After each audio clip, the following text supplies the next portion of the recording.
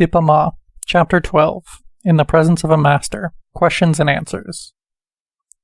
The following questions and answers were recorded in interviews with Dipa in India in the 1970s and at Insight Meditation Society in the 1980s. How do I practice Vipassana, insight, meditation? Sit with your back straight. Close your eyes and follow the rising and falling of the abdomen as you breathe. Feel the breath. When you watch the breathing in and out, ask yourself, where's the touch of the breath? Keep your mind on the touch only. You are to do nothing with the breathing, only feel the touch. If it is heavy, let it be heavy. If it is short, let it be short. If it is fine, let it be fine. Just feel it. When your mind wanders away, notice this and say to yourself, thinking, and then come back again to the rising and falling of the breath. If you feel a sensation somewhere else, like pain in the leg, then take your mind to the pain and note pain. And when it goes away or fades, then come again to watching the touch of the breath. If restlessness comes, note restlessness. If you hear a noise, say to yourself, hearing, hearing. Then come back again to the feeling of the breath. If memories come, know them as memories. Anything you see, anything that comes to your mind, just be aware of it. If you see visions of lights, just note seeing or lights. There is no need to keep any of it, to make it stay. Simply observe. In insight meditation, you are observing the rising and falling of the breath and the phenomena that arise in the mind and body. So there is a shifting of the mind from sensations felt, both painful and pleasurable, to thoughts as well. Whatever is happening to be noticed, then that will go away, and another thing will come. In this way, insight practice is a method of observation. All six senses, the mind being the sixth, will arise. Just watch them rise and pass away and come back to the feeling of the breath. Anything you see, anything that comes to mind, just be aware of it. What is the purpose of insight meditation?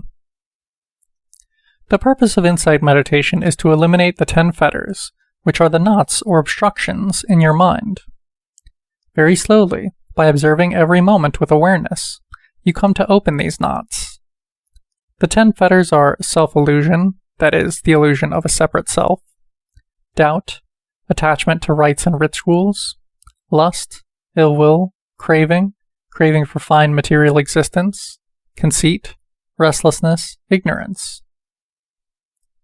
At each stage of enlightenment, slowly, one by one, some of the fetters are extinguished, until the 4th stage, or arahantship, when all the fetters are gone. The fetters are related to birth in the same way that oil feeds the light of a lamp. The fetters are like oil in your mind. As the oil becomes less and less, the light from the wick becomes less and less. Finally, when the oil is gone, the light is gone. Once they are extinguished, the cycle of rebirth ends. From this, you can understand that birth and rebirth are in your hands. What should I do if I fall asleep during my sitting practice? There is no harm in this. Yogis sometimes sleep in this way. It is called yogi sleep. This happens. Don't worry about it. When I first started doing meditation, I was always crying because I wanted to follow the instructions with full vigor and enthusiasm, but I could not due to sleepiness. I could not even do standing and walking meditation properly due to sleepiness. For 5 years prior to this time, I had tried to sleep, but could not. And now here I was, trying to do meditation, and sleepiness was keeping me from it. I was using my full energy to drive away the sleepiness, but still I could not do it. Then one day, all of a sudden, I came to such a state that my sleepiness disappeared, and no sleep came to me even if I sat for some hours. Is karma like an accounting record that is stored? If so, where is it stored? Everybody has the wheel of karma. It is in your own hands. Nobody can store it. As you act, it is stored. It flows on with the stream of consciousness. The day you take birth, this karma comes with you. Others can only show you the way. They cannot change your karma. No one can willfully take on the karma of another. You have to do the work. Because of karma, some people progress quickly, and some progress slowly in meditation. Some have a lot of pain, and some don't. If there is no soul, then who sees, hears, and knows? Wisdom. What should one do when energy and effort are low? Sometimes the energy will be low. Sometimes the energy will be high. Sometimes the effort will be low. Sometimes the effort will be high. But you are to note only low energy, low effort. If you notice it when it is low, automatically it will be corrected. No low energy or high energy until a sort of medium energy, medium effort is there. It should be done quietly, slowly, and with ease. Energy and effort are regulated by noticing them. One should not be a victim of energies. How can you love and not attach at the same time? A simple example is that of water. Non-attachment means you flow on top of the water. You don't plunge into it. You stay afloat without going under.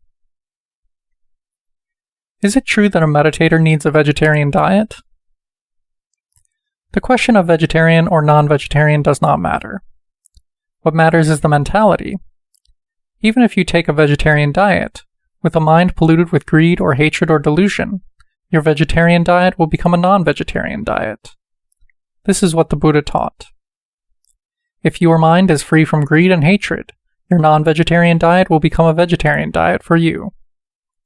For any action, physical, verbal, or mental, the Buddha gave the importance to intention. Sometimes I feel suicidal and depressed. Depression and suicidal feelings are a disease. It happens sometimes even to a highly developed meditator. Try to develop a practical outlook. On the one hand, you must know the result of committing suicide. It is an act from which you cannot rescue yourself for many successive rebirths. Also try to remember that human life is most precious. Don't waste it. Better to engage yourself in vipassana and be happy. Is intelligence important to progress in meditation? No. I have no intellect at all, and I didn't know anything about meditation or states of consciousness. I had a simple faith in the Dharma. I felt there was something there for me. With this simple faith, I began. What is the use of mindfulness? Let me tell you an example. If I told you there was some jewelry hidden somewhere and I asked you to go and collect it, you would leave your house and go to where it was hidden. On the way to find the jewelry, you might see a fight break out, and you would stop and watch. But after a while, you would proceed. You might see a marriage party going by with their drums, and you would stand there. But again, after a while, you would proceed.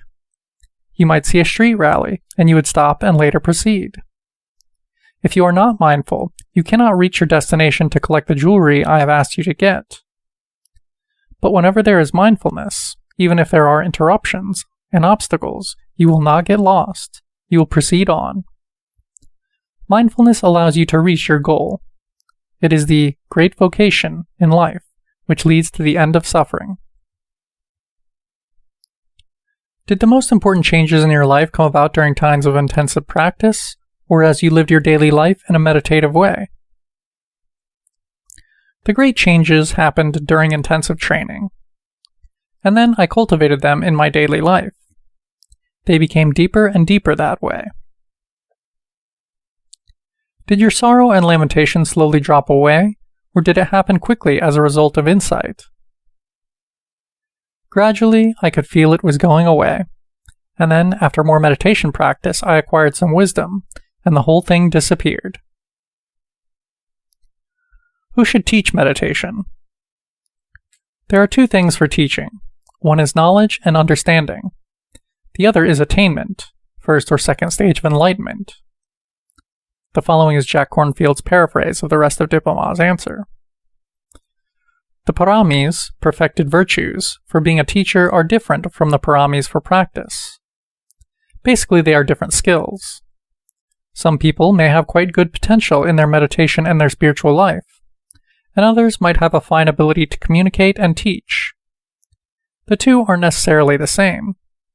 But for someone to teach, they would hopefully have both qualities of good and deep experience in their spiritual life, and the capacity to communicate it to others. What is the best thing to do when sense desires are strong? Meditate and focus your attention on them directly. Know that they are strong. Get to know them. Through knowing sense desire when it occurs, you can overcome it. You can stay in the world of sense desires and still be a good Buddhist, because you can be, quote, out of the world at the same time, in the sense of not being drawn in or attached. Has your basic understanding of life changed? My outlook has changed greatly. Before, I was too attached to everything. I was possessive. I wanted things. But now it feels like I'm floating, detached. I am here, but I don't want things. I don't want to possess anything. I'm living, that's all. That's enough. How do I practice metta, loving-kindness meditation? The following is a combination of Dipa Ma's tape-recorded instructions and recollections from Michelle Levy, who for more than 20 years has practiced the loving-kindness meditation she learned from Dipa Ma. You may choose to devote an entire meditation session to loving-kindness practice, or you may decide to begin or end with it. Eventually, the 5 distinct stages may be combined in one session, but at the beginning, it is best to focus on one at a time. First stage. The first stage is to love yourself, to be a best friend to yourself. Begin by extending loving kindness to yourself. You can use the following words and mental images to guide you in generating and directing your feelings of loving kindness. Let me be free from enemies. Let me be free of dangers. Let me be free of mental anxieties. Let me pass my time with good body and a happy mind. Enemies means both outward enemies and also being an enemy to yourself. Enemies can exist in the realm of our feelings, from the slightest irritation to the full force of hatred and ill will towards self or others. While saying these phrases silently, hold an image of yourself steadily and clearly. If you can't visualize yourself, try to remember how you look in the mirror. If this is difficult, try actually looking in a mirror or at a recent photo of yourself until you can see yourself clearly in your mind's eye. Repeat the phrases in order. If your mind wanders and you forget what phrase you're on, start from the beginning. Let me be free of enemies. Bringing the mind back to the phrases again and again will deepen your concentration. It is important to drop into the meaning and feeling beneath the words, letting the words be your guide, keeping you on track and anchored in the practice. Hold the feeling of well-being for yourself in your heart and mind, along with the mental image, and continue to repeat the phrases silently to yourself for as much time as your session permits. When it is done deeply, when you feel that you truly love yourself, when you can hold the image of yourself clearly and steadily, then, if you wish, you may go on to the next stage, which is to extend loving kindness to a good friend. Second stage. Using the same phrases as before, direct the loving kindness to a good friend or teacher who has been kind to you. As you did while sending loving kindness to yourself, now hold the image of this friend clearly and steadily in your mind, and extend loving kindness towards him or her. May you be free of enemies. May you be free of dangers. May you be free of mental anxieties. May you pass your time with good body and happy mind. When you find that you love your friend as yourself, or when you find that you can hold the image of the friend clearly and steadily along with the phrases, then, if you wish, you may go on to the next stage. Third stage. The next category of beings to send loving kindness to are called the sufferers. Any beings or groups of beings who are suffering. Whereas before you held a stable, one-pointed image of one person, now begin to expand your focus to encompass a larger number of beings. Begin by holding in mind one whole group of beings who are suffering. Extend your loving kindness to these beings the same way you did before with yourself and your friend. May you be free of enemies. May you be free of dangers. May you be free of mental anxieties. May you pass your time with good body and happy mind.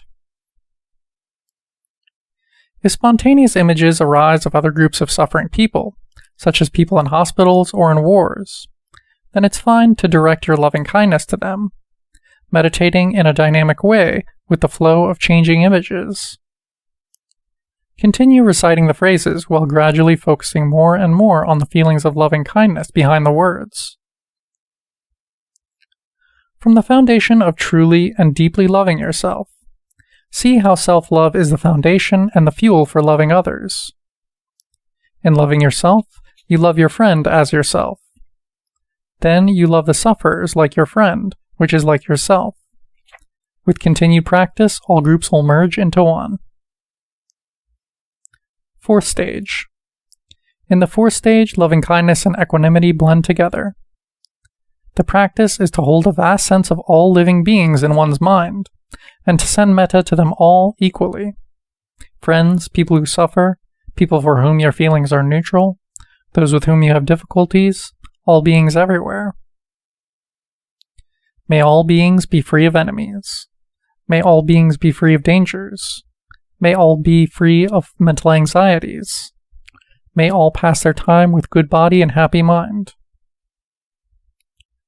To do this, allow your mind to become loving kindness. Do this by attending primarily to the feeling of loving kindness. The words and phrases you've used up to this point have simply been pointers to the feeling. Allow your mind to become loving kindness, and rest in that with equanimity, not favoring where it goes.